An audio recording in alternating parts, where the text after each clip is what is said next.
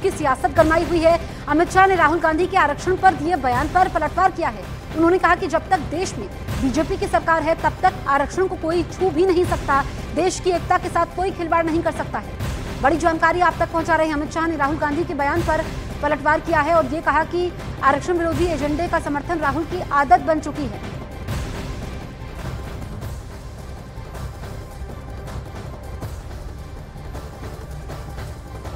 अमित शाह ने social media x पर लिखा कि देश विरोधी बातें करना, देश को तोड़ने वाली ताकतों के साथ खड़े होना राहुल गांधी और कांग्रेस पार्टी की आदत सी बन चुकी है।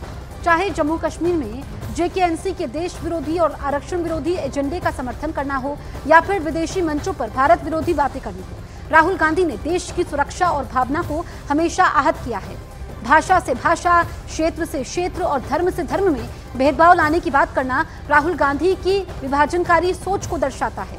राहुल गांधी ने देश से आरक्षण को समाप्त करने की बात कहकर कांग्रेस का आरक्षण विरोधी चेहरा एक बार फिर से देश के सामने लाने का काम किया है। मन में पड़े विचार और सोच किसी न किसी माध्यम से बाहर आ ही जाते हैं। मैं राहुल गांधी को बताना चाहता हूं कि जब तक भाजपा है, आरक्षण को कोई छू भी नहीं सकता, देश की एकता के साथ कोई खिलवाड़ नहीं कर सकता।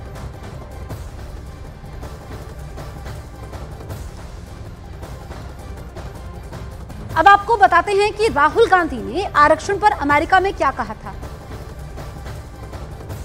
Reservations when India is a fair place and India not a fair place. Now that creates a problem because there are many people who come from the upper caste, right, who say, look, what have we done wrong, right? Why are we being punished? And so then you think about increasing dramatically the supply of some of these things. You think about decentralizing power. You think about involving many more people in the governance of our country.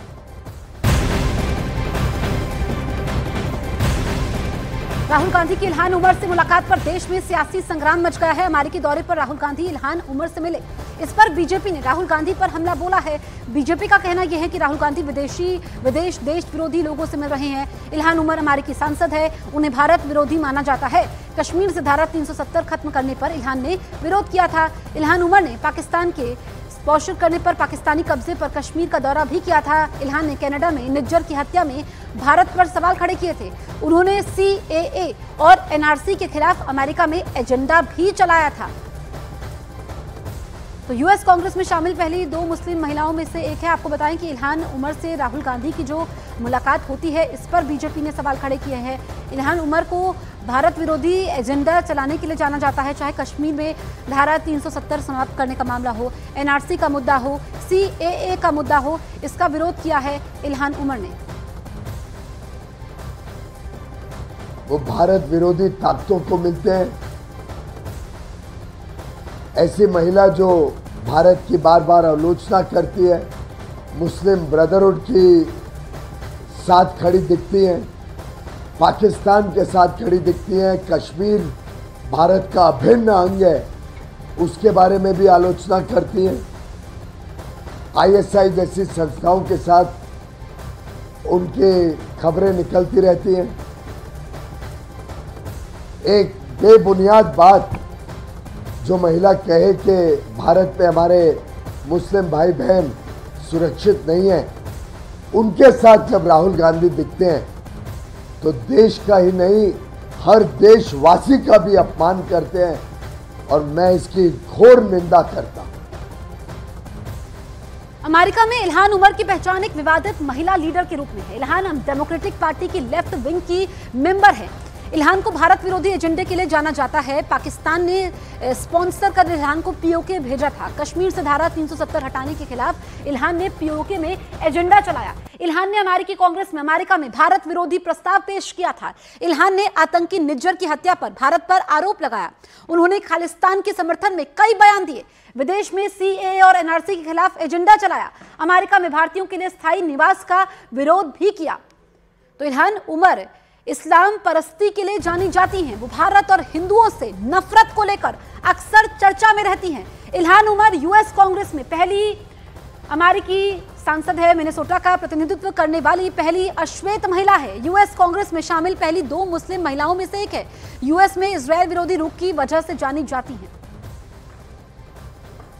तो America दौरे पर राहुल गांधी ने चीन पर भी बड़ा बयान दिया और मोदी सरकार को घेरा। राहुल गांधी ने आरोप लगाया कि भारत के 4000 वर्ग किलोमीटर में चीनी सैनिक मौजूद हैं। राहुल गांधी ने कहा कि ये एक तरह की आपदा है। राहुल ने यह भी कहा कि कोई आपकी जमीन कब्जा कर ले तो ये कहकर बच नहीं सकते कि आपने चीजें संभाल ली है। राहुल गांधी ने कहा कि पीएम मोदी चीन के मुद्दे को संभाल नहीं पा रहे हैं। Well, if you call having Chinese troops in 4,000 square kilometers of our territory handling something well, then maybe. We've got Chinese troops occupying land the size of Delhi, Ladakh. I think that's a disaster. Media doesn't like to write about it. How would America react if, a neighbor occupied 4,000 square kilometers of your territory? Would any president be able to get away with saying that he's handled that well? So I don't think Mr. Modi's handled China well at all. I think there's no reason Chinese troops should be sitting in our territory. BJP नेता दिनेश शर्मा ने कहा कि राहुल गांधी का चीन प्रेम कम नहीं हुआ। वहीं संजय राउत ने कहा कि राहुल गांधी ने चीन की घुसपैठ पर सच्चाई बताई है। आदरणीय राहुल जी का विदेशी पोषित मानसिकता का जो जिन्न है वो समय समय पर विदेश जाने पर उनके अंतर्मन से निकल पड़ता है। उनका चाइना प्रेम, उनका अमेरिका प्रेम, उनका अब इटली प्रेम या उनका वो स्वाभाविक प्रक्रिया है, उनके रग रग में वो व्याप्त है। और जिस प्रकार से उन्होंने चाइना की तारीफ करी है, आश्चर्य होता है कि चाइना हमसे इस समय जो हमारी ग्रोथ रेट है भारत की वो चाइना से कहीं ज्यादा है, जो हमारी ग्रोथ रेट है वो अमेरिका से कहीं ज्यादा है।